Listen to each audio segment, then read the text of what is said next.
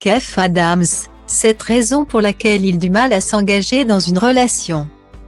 Lors d'un entretien accordé à nos confrères de la Provence, Kev Adams a ouvert les portes de son intimité en évoquant sa vie sentimentale. L'humoriste a mis des mots sur ses difficultés à pérenniser son amour pour les filles qu'il rencontre. C'est devenu un running gag dès que Kev Adams croise la route d'une ex-Miss France sur un plateau télé. Pas une émission ne s'achève sans que l'humoriste n'ait le droit à sa petite remarque sur son appétence pour les reines de beauté.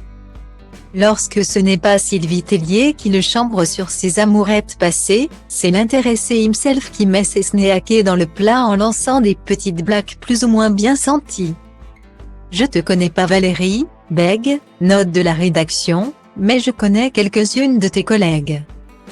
Avait malicieusement insinué l'ex-d'Iris Mittenaere sous les rires de ses camarades de masque singé.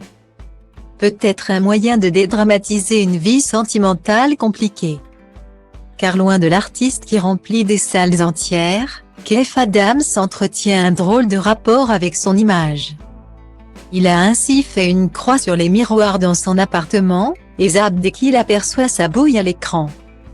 Le parrain de la dernière édition du Téléthon esquive donc les archives de ses passages à la télé. Comme les relations amoureuses à durée indéterminée. Dans un entretien accordé à la Provence, ce 23 janvier, il a expliqué la raison qui le contraint à freiner des deux pieds lorsqu'il rencontre l'élu de son cœur.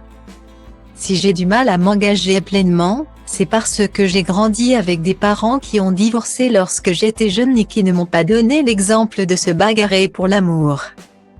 Confie-t-il.